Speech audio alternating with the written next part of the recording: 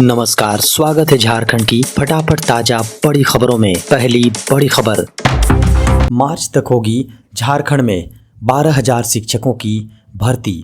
झारखंड में मार्च तक 12,000 शिक्षकों की भर्ती होगी। शिक्षा विभाग ने इस दिशा में कदम उठा दिया है, जिसके तहत झारखंड के उच्च विद्यालयों में लगभग 9,600 और स्कूल ऑफ एक्सीलेंस और मॉडल स्कूलों में 3,000 शिक्षकों की भर्ती होगी। इतना ही नहीं, जेपीएससी के माध्यम से 39 प्रधानाध्यापकों की भी भर्ती की हरी झंडी मिल गई है। झारखंड में ड्रॉप आउट बेटियों के लिए चलेगा विशेष अभियान। खतियानी जोहार यात्रा के क्रम में सीएम हेमंत सोरेन ने मंगलवार को चाईबासा में 2 जिलों की समीक्षा बैठक की। इस दौरान जहां ड्रॉप आउट बेटियों को विशेष अभियान चलाकर विद्यालयों से जोड़ने पर जोर दिया, वहीं ड्रग्स से संबंधित मामलों की वृद्धि पर इसकी रोकथाम के लिए पुलिस पदाधिकारियों को सख्ती से कार्रवाई करने की बात कही। 28 जनवरी तक होगा झारखंड के बीएड कॉलेजों में नामांकन। झारखंड के 136 बीएड कॉलेजों में तीसरे राउंड की काउंसलिंग के आधार पर नामांकन की प्रक्रिया शुरू कर दी गई है। 21 जनवरी से शुरू यह प्रक्रिया 28 जनवरी तक चलेगी। झारखंड के 136 बीएड कॉलेजों में इस काउंसलिंग के आधार पर दाखिला लिया जाएगा। अभी बीएड कॉलेजों में बड़ी संख्या में सीटें बची हुई हैं, इसलिए विद्यार्थियों को काउंसलिंग की प्रक्रिया पूरी होने के बाद 28 तक अपने पसंद के कॉलेजों में नामांकन लेने के लिए कहा गया है। झारखंड लोक सेवा आयोग नियुक्ति नियमावली में फिर होगा बदलाव। झारखंड लोक सेवा आयोग यानी जेपीएससी संयुक्त सिविल सेवा प्रतियोगिता परीक्षा नियमावली 2021 में संशोधन करने जा रहा है। वन एवं पर्यावरण विभाग के अपर मुख्य सचिव एल खियांगते की अध्यक्षता में गठित 3 सदस्यीय कमेटी में वित्त विभाग के प्रधान सचिव अजय कुमार सिंह तथा कार्मिक सचिव वंदना दादिल सदस्य बनाए गए हैं। यह कमेटी जेपीएससी से आए प्रस्ताव की समीक्षा कर उस पर निर्णय लेते हुए राज्य सरकार को अपनी अनुशंसा करेगी। इंडिया न्यूजीलैंड T20 मैच के लिए टिकटों की बिक्री शुरू। झारखंड स्टेट क्रिकेट एसोसिएशन यानी JSCA इंटरनेशनल स्टेडियम में भारत न्यूजीलैंड के बीच T20 सीरीज का पहला मैच खेला जाएगा। टिकटों की ऑफलाइन बिक्री मंगलवार से शुरू हो गई है। 25 जनवरी को भी JSCA स्टेडियम के पश्चिमी गेट पर टिकटों की बिक्री होगी। काउंटर खुल क्रिकेट प्रेमियों की भीड़ टिकट खरीदने के लिए उमड़ी। बता दें कि JSCA स्टेडियम में पहला T20 अंतर्राष्ट्रीय मैच 12 फरवरी 2016 को भारत और श्रीलंका के बीच, दूसरा T20 7 अक्टूबर 2017 को भारत और ऑस्ट्रेलिया के बीच, तीसरा T20 मैच 19 नवंबर 2021 को भारत और न्यूजीलैंड के बीच हुआ था। इन सभी मुकाबलों में टीम इंडिया ने जीत हासिल की। वित्तीय वर्ष 2023-24 के लिए बजट की तैयारी में जुटी झारखंड सरकार। झारखंड सरकार 3 मार्च को वित्तीय वर्ष 2023-24 का बजट पेश करेगी। बजट बनाने के लिए सरकार ने आम नागरिकों से भी सुझाव मांगा है। संभावना है कि बेरोजगारी को कम करने के लिए सरकार बजट में कई नए प्रावधान करने जा रही है। नए बजट को तैयार करने में सरकारी अमला जुटा हुआ है। नए बजट को लेकर जानकारों का मानना है कि 2024 में होने वाले चुनाव की झलक इस पर देखने को मिलेगी। गरीबी हटाने और बेरोजगारी को कम करने के लिए सरकार बजट में कई नए प्रावधान करने जा रही है। मुख्यमंत्री ने बजट पोर्टल और मोबाइल ऐप का पिछले दिनों उद्घाटन कर झारखंड के आम नागरिकों से बजट 2023-24 को लेकर सुझाव मांगा है। झारखंड हाईकोर्ट ने खारिज की पूर्व मुख्यमंत्री बाबूलाल मरांडी की याचिका। झारखंड हाईकोर्ट ने भाजपा नेता और पूर्व मुख्यमंत्री बाबूलाल मरांडी की उस याचिका को मंगलवार को खारिज कर दिया, जिसमें उन्होंने विधानसभा स्पीकर रविंद्रनाथ महतो द्वारा उनके खिलाफ दल बदल विरोधी कार्यवाही को चुनौती दी। मरांडी ने याचिका में आरोप लगाया था कि उनके खिलाफ कार्यवाही शुरू करने के लिए विधानसभा स्पीकर ने कांग्रेस विधायक दीपिका पांडे सिंह के साथ मिलीभगत की है। जस्टिस राजेश शंकर ने याचिका खारिज करते हुए कहा कि स्पीकर का कार्यालय एक स्वतंत्र प्राधिकार है और इस समय न्यायिक फैसलों के दायरे से परे है। दुमका में करेंगे मुख्यमंत्री हेमंत सोरेन झंडोत्तोलन। गणतंत्र दिवस के मौके पर पुलिस लाइन मैदान में सूबे के मुख्यमंत्री हेमंत सोरेन झंडोत्तोलन करेंगे। सीएम यहां परेड की सलामी लेंगे और झांकियों का अवलोकन करेंगे। वहीं मुख्यमंत्री इस दौरान संथाल परगना के विकास को लेकर कुछ नया तोहफा भी दे सकते हैं। दुमका के पुलिस लाइन मैदान में गणतंत्र दिवस को लेकर फाइनल रिहर्सल किया गया, जिसमें 14 प्लाटून की ओर से सलामी दी गई। बजट में आ सकती है एक और आयकर माफी योजना। टैक्स विवाद सुलझाने के लिए विवाद से विश्वास और सबका विश्वास जैसी आयकर माफी योजना की पहले चरण की सफलता को देखते हुए सरकार इस बार बजट में इसके दूसरे चरण का भी ऐलान कर सकती है।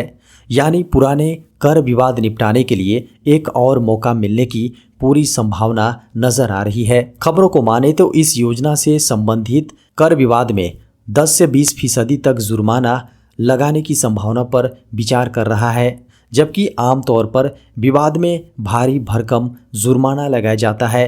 इस तरह का कर माफी वाले योजना को एमनेस्टी स्कीम कहा जाता है। सरकार का मानना है कि इस योजना से लंबित मामलों का बोझ कम होगा। इसके अलावा इससे 38,000 करोड़ रुपए का राजस्व भी मिल सकता है। उल्लेखनीय है कि सरकार ने इससे पहले जब ऐसी योजना का ऐलान किया था तो उसे काफ़ी सफलता मिली थी। किसी भी वक्त जारी कर सकता है सीबीएसई 10वीं और 12वीं का admit card. CBSE admit card का इंतज़ार जल्द ख़त्म होने जा रहा है। केंद्रीय माध्यमिक शिक्षा बोर्ड यानी सीबीएसई कक्षा 10वीं और 12वीं के लिए एडमिट कार्ड किसी भी वक्त जारी कर सकता है। अगर आपने भी सीबीएसई हाई स्कूल और इंटरमीडिएट परीक्षा के लिए आवेदन किया है तो एडमिट कार्ड जारी होते ही बोर्ड की आधिकारिक वेबसाइट से परीक्षा के लिए एडमिट कार्ड डाउनलोड कर सकते हैं। सीबीएसई बोर्ड 10वीं परीक्षा का आयोजन 15 फरवरी से 21 मार्च तक सुबह 10:30 बजे से दोपहर 1:30 बजे तक किया जाएगा, जबकि 12वीं की एग्ज़ाम 15 फरवरी से 5 अप्रैल तक चलेगी। वहीं सीबीएसई प्रैक्टिकल परीक्षा का आयोजन 2 जनवरी से 14 जनवरी तक किया जाएगा। अब रेलवे में वेटिंग टिकट आसानी से हो जाएंगी कन्फर्म। अगर आप ट्रेनों में यात्रा करने वाले हैं तो यह खबर आपके लिए बेहद ज़रूरी है। भारतीय रेलवे ने वेटिंग टिकट का भी तोड़ निकाल लिया है। यात्रियों को अब वेटिंग टिकट अपने आप कन्फर्म हो जाएगा। इसके लिए इंडियन रेलवे ने आर्टिफिशियल इंटेलिजेंस प्रोग्राम तैयार किया है। इस प्रोग्राम के तहत वेटिंग टिकट की लिस्ट को 5 से 6% कम किया जा सकता है। भारतीय रेलवे ने in house artificial intelligence programme तैयार किया है। भारतीय रेलवे की सॉफ्टवेयर शाखा centre for railway information system ने आइडियल ट्रेन प्रोफाइल तैयार किया है। हालांकि इस प्रोग्राम में अभी राजधानी एक्सप्रेस सहित 200 ट्रेनों की सूचना को फीड किया गया है। बाद में इस प्रोग्राम की जांच की गई तो मिला कि अधिकांश वेटिंग टिकट कन्फर्म हो चुके थे। एआई प्रोग्राम में देखा गया कि यात्रियों ने कैसे टिकट बुक किया, कहां तक के लिए किए, अधिकांश टिकट बुक हुए, साल में सबसे अधिक किन किन स्टेशनों के बीच सीट की अधिक मांग रही, सफ़र के दौरान किस हिस्से में कौन सी सीटें अधिक खाली रहीं, साल के किस महीने में सीटों की अधिक मांग रही, इस पर स्टडी चल रहा है। देश के 28 राज्यों के 134 शहरों में पहुंचा जियो 5G। देश में तेजी से 5G सेवाएं शुरू की जा रही हैं। जियो और एयरटेल 5G सर्विस लॉन्च करने में सबसे आगे हैं। पिछले सप्ताह जियो ने कहा था कि उसने अब तक 134 शहरों में 5G सेवाएं शुरू की हैं। कंपनी इन शहरों के जियो यूजर्स को वेलकम ऑफर के तहत आमंत्रित कर रही हैं। योग्य जियो उपयोगकर्ता इस ऑफर के माध्यम से अपने उपकरणों पर हाई स्पीड इंटरनेट सेवा और असीमित डेटा का लाभ उठा सकते हैं। फिलहाल इसके लिए उन्हें कोई अतिरिक्त चार्ज नहीं देना होता है।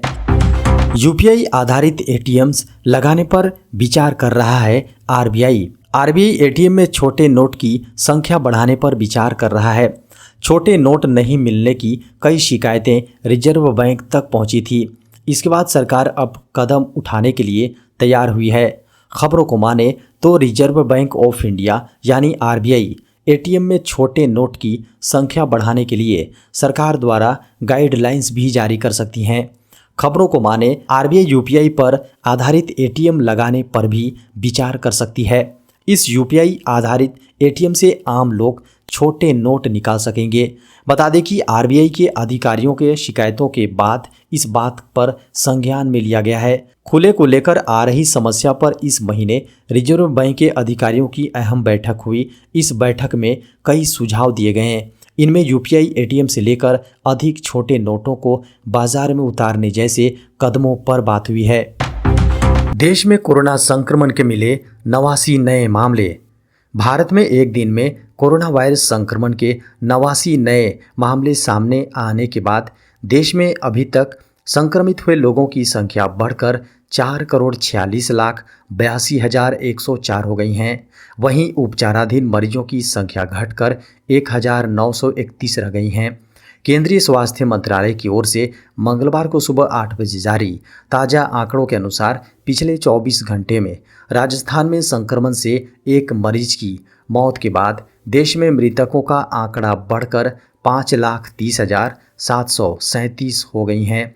वहीं उपचाराधीन वहीं संक्रमण से मौत के आंकड़ों का पुनर्मिलान करते हुए केरल ने वैश्विक महामारी से जान गंवाने वाले मरीजों की सूची में एक नाम और जोड़ा है। संक्रमण की दैनिक दर 0.06%, जबकि साप्ताहिक संक्रमण दर 0.08% है। ताज़ा आंकड़ों के अनुसार कोरोना वायरस संक्रमण के उपचाराधीन मरीजों की संख्या घटकर 1,931 रह गई हैं, जो कुल मामलों का 0.01% है। पिछले 24 घंटे में उपचाराधीन मरीजों की संख्या में 3 मामलों की कमी दर्ज की गई है। देश में मरीजों के रिकवर होने की राष्ट्रीय दर 98.81% है।